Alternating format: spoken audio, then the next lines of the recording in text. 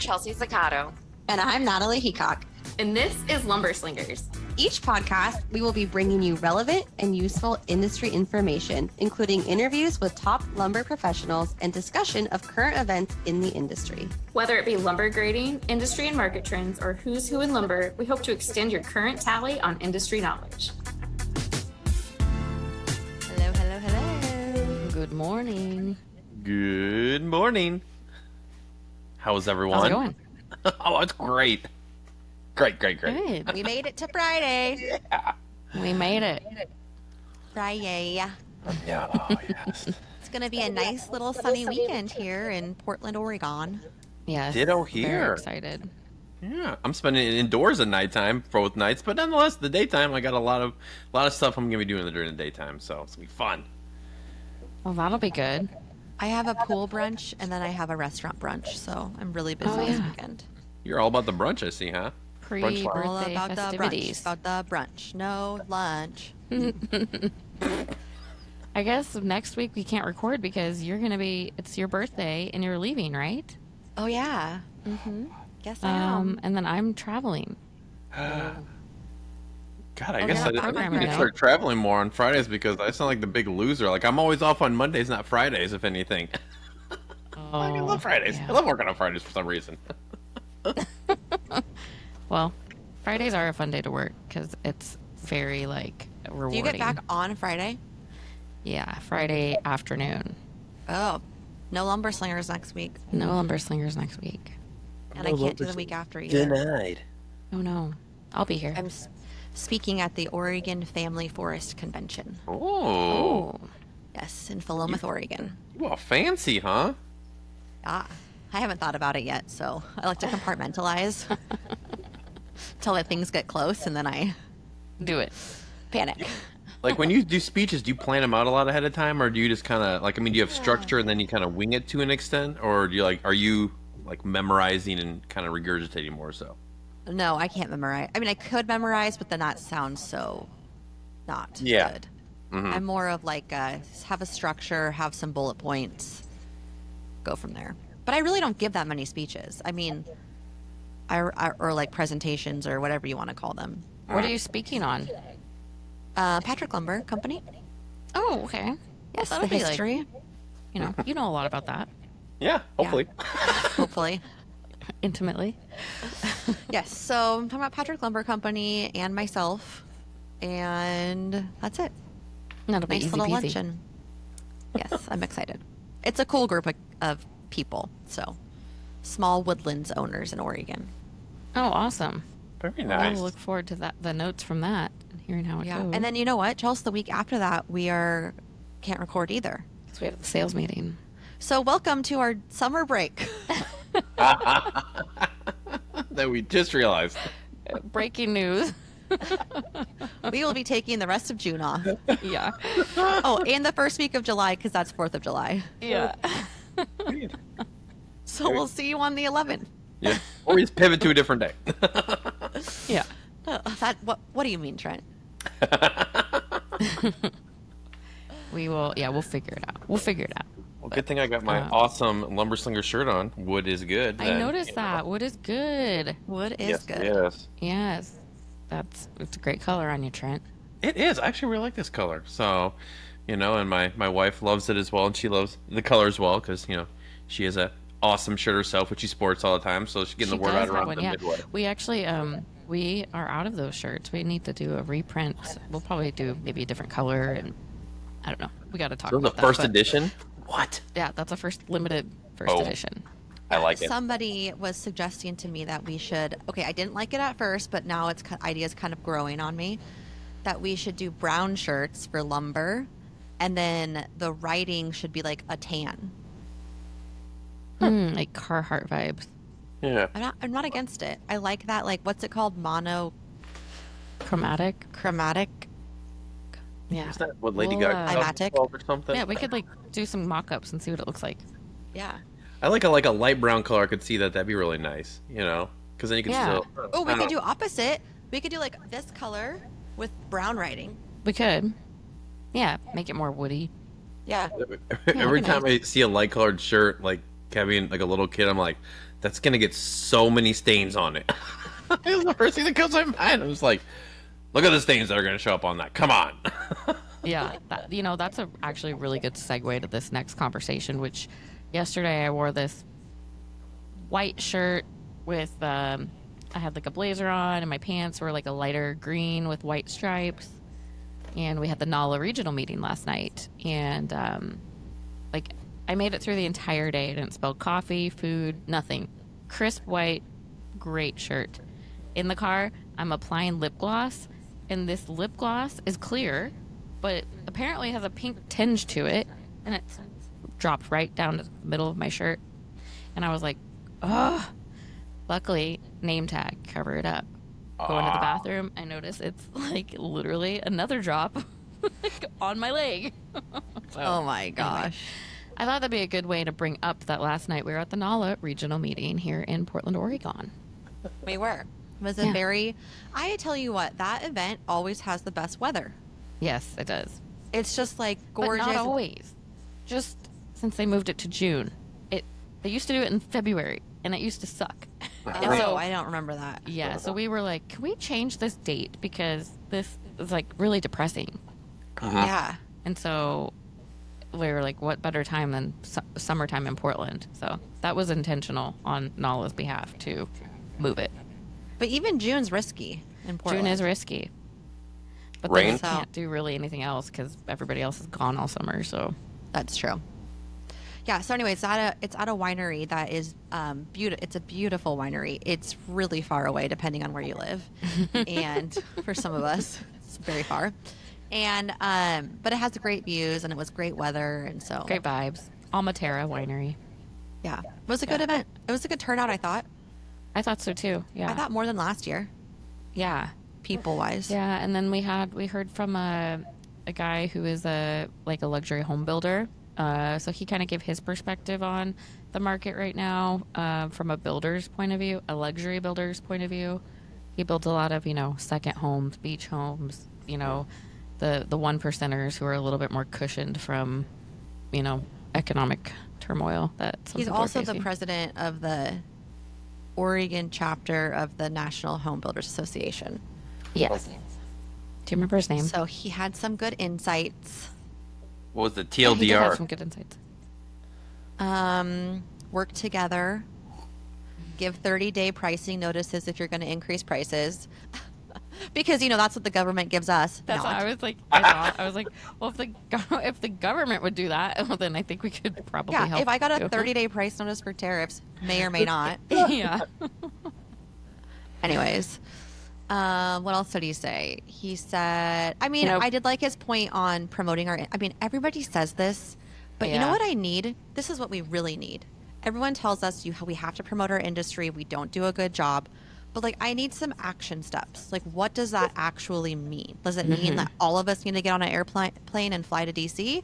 Does it mean we need to organize things? What does it mean? I don't know how to become more vocal about supporting our industry.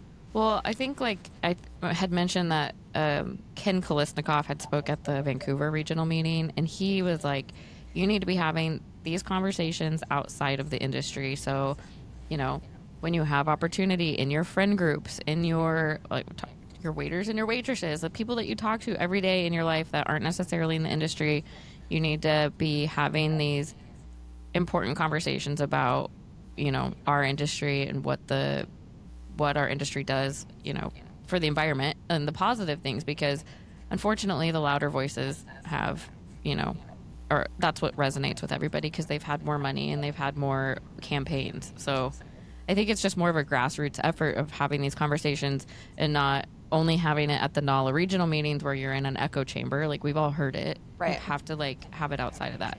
I think Lumber Slingers is a great way to do that. Also, we might be, maybe people are listening that aren't necessarily in the industry or they're considering coming to the industry. So just get it where you can. Ken's a dream guest, so if anyone knows him personally, Yeah. please tell him Lumber Slingers would like to have him on. I did personally tell him that, and he tried to schlep me off onto another guy. He was like, I think you should interview this guy. And I was like, okay, I'll No, take we your want card you. and be in touch. Yeah. So, yeah, Mike Riddle was that guy's name that spoke yesterday. So, he presented presentation was called Whack-A-Mole Economics. That's a fun one. Okay. Yeah, managing uncertainty and building forward. So yeah, Let's it was go. just, he was very relatable, very like approachable in what he spoke about, and it was overall it was a good meeting, good networking. Saw a lot of the local valley mills and reman facilities, and so the NAWLA regional meetings always just a great time to throughout the year get together with some of these people that you might only see once a year at Traders Market. So it was a really great event as always. And I mean, obviously, I'm a little bit biased, but Patrick Lumber did show up hard. Yeah, We we always showed up, do. presented well. What can we say? Yeah, we always have like 20 people there. We are the regional meeting. Yeah, we actually own the regional meeting. Anyway, so maybe let's get into some news now. How's that sound, guys? Absolutely. Well, it was a pretty busy week, honestly. It was kind of hard to narrow down what the top stories were because it just started kind of coming out crazy with the, swinging hard at the beginning. The one that I think was the biggest one that came out was the Collins Pine one. So I'm sure a lot of people have heard about this since then. But so Collins Pine announced that they and Swiss Chrono Group had reached an agreement to sell all of their particle board and hardboard manufacturing facilities in Klamath Falls, Oregon. Good job, Trent. I could tell that Klamath was hard for you. I know. I got it though. I was like, I've heard you guys say it enough, so hopefully I can nail this one down. So, yeah, I thought that was a pretty interesting one. I mean, just because, I haven't heard anything like that with Collins as much recently, and they did say that it's not going to affect any of the rest of their divisions or anything else, and the rest of their sites. It's just, just this site. And like Swiss Chrono is kind of a newer one into my lexicon. Over the past couple years, I've seen them a little bit more. Like I recognize them, but it's not one that I was as familiar with, obviously, compared to Collins. So Yeah, so it's an international company. Like Yep. when we say Swiss Headquartered Chrono, in is it a Swiss Switzerland. company? I don't that'd be hilarious if they're like, Yes. we're headquartered in France. Like, wait, what? Okay. Yes, headquartered in Switzerland with 4,800 employees and 11 production sites in 8 countries around the globe. Interesting. And I see their brand on Wayfair, so they sell Oh. into like furniture. It looks like. Interesting. Interesting. Yeah, that is a big. That's a big change. Big change. Yeah, so it seems like everyone I've spoken with, that's at Collins and whatnot. Everyone seems every happy with it. Anybody who's going to be kind of either going within the transaction or that was wherever they I heard all positive things and excitement across the board, which is a good thing. So that makes you always happy, because obviously change can be scary. I can't relate to that at all. But sometimes you get really lucky and things come out even better, which I can relate to. So, so Yeah, interesting. I wonder if they're just trying to move some more manufacturing into the United States with what's going on. because I think their headquarters in South Carolina, they're either U.S. headquarters. That is, I think it says in here. I'm blanking out. Barnwell. Barnwell. That was Barnwell. Yep. Interesting. So yes, congratulations, everyone. It didn't give a completion date. So as that happens, I'll update it on a Lumber Newswire if we get an official one, or if not, it'll be on Redbook. We'll report that in there as well then. So yes. Another one that was a very, very big one on in the Lumber Newswire as well as on LinkedIn. Been trying to. I don't know if you've noticed. I've been trying to push a lot more things on LinkedIn recently. It's because I think LinkedIn's a very great proud of you. tool. So I think it's a great tool to help expand that. So this was one of the bigger ones we'd had, which was BlueLinx and LP. They had expanded their distribution partnership to Springfield, Missouri. So it's gonna. They already have a collaboration with them working together. So it is. Yeah, let me see. They started in. It said the most recently they expanded in Monroe, Louisiana, and Little Rock, Arkansas earlier this year, and so this is their third one within 2025. So still in that kind of south area right there, and whatnot. So, I mean, always great, when companies working together, expanding their distribution, getting it to more people. So I mean, yeah. Way to go, Congratulations. BlueLinx. Way to go, LP. Now let's go on to some fun stuff. There was some really fun promotions and appointments this year this week rather, that were pretty neat. So first of all, let's go with Woodgrain.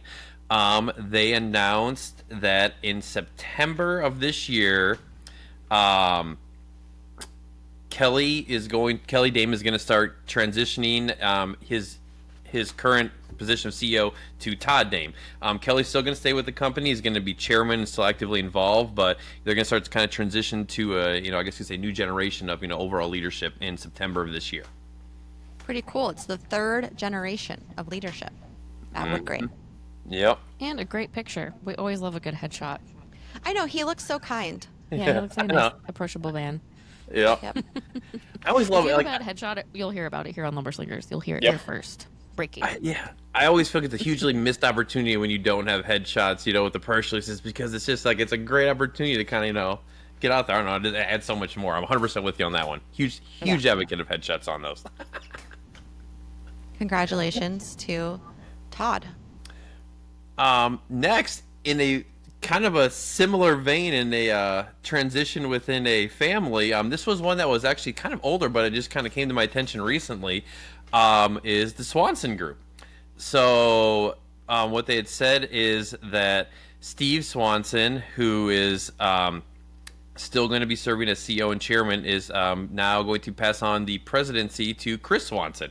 So, like I said, another kind of generational transition of leadership, which, is pretty awesome, and staying, within the family and, the leadership there. So, congratulations everyone involved, Steve and Chris as well. So, Wow, he's Awesome. managed the company since 1988.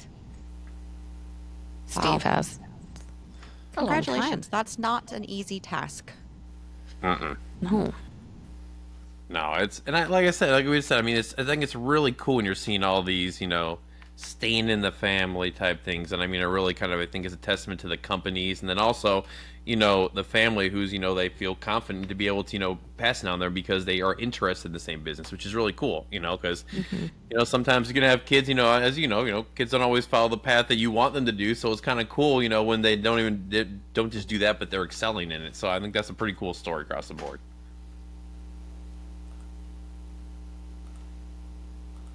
Yep. So Next, Trent. I got stuck in a thought thinking, do you think Henry's going to get into lumber, Natalie?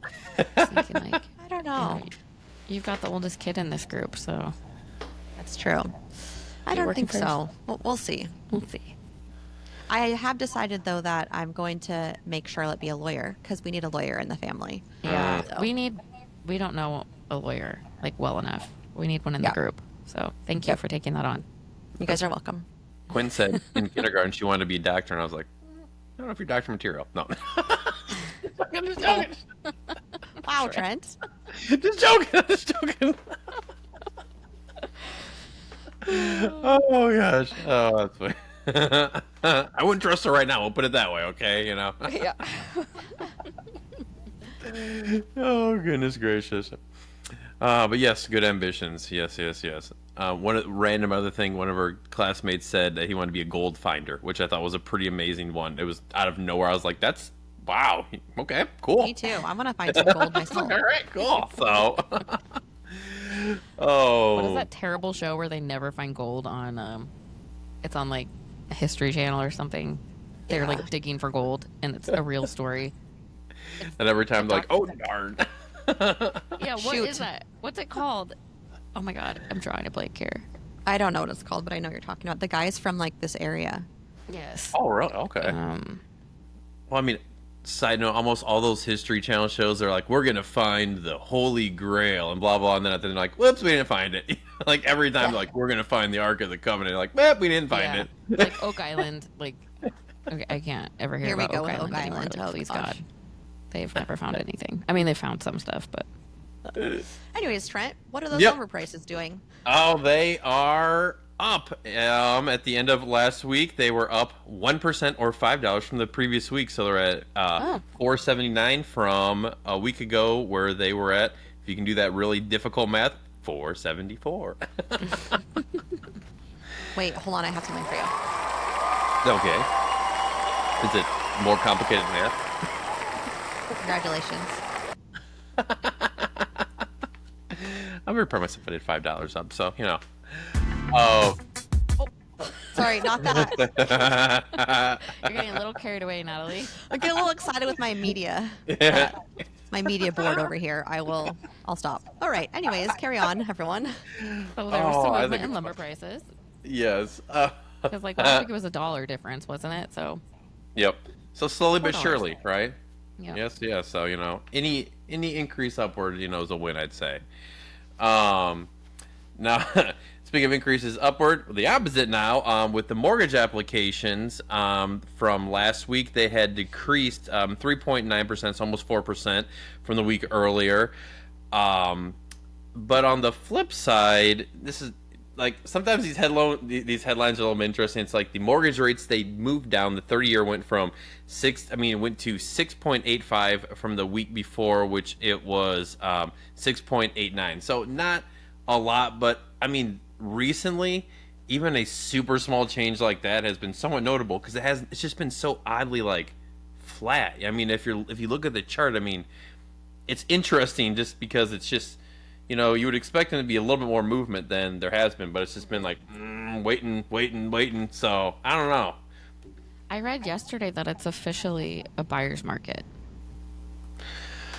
See, it's the one thing that I think is interesting is that home prices, like at least around here, have not come down whatsoever. So it's just like I gotta imagine at some point in time you're gonna start to either see them, you know, either people making more concessions or them coming down because like one of the houses on my street sold, but there's 2 still for sale, and I mean it's been a while. So I mean, I'm wondering, like, I mean, I think to your point of it being, you know, a buyer's market more, it's interesting to see, you know, are people going to start to, you know, not get what they want for it, so to speak, and, you know, kind of take some, you know, price cuts or, you know, concessions and other aspects. So yeah, I do not disagree whatsoever with you on that one, though. Yeah, the tide is turning, so we'll see what happens this summer. It'll be always interesting to watch the housing market as it relates to so many other things that we are involved in every day. So, Exactly. like the entire economy. Exactly. So, you know, maybe by the time we meet next, both those houses will be sold. If not, then that'll be very interesting. Mid-July. They're still for sale. Well, that's our news for the day. Yes, it is. Yes. That's the news. Wow. Thanks for another wonderful episode of Trent and Natalie. Industry knowledge. Oh, yep. That I industry messed it knowledge. up again, guys. See ya in a month.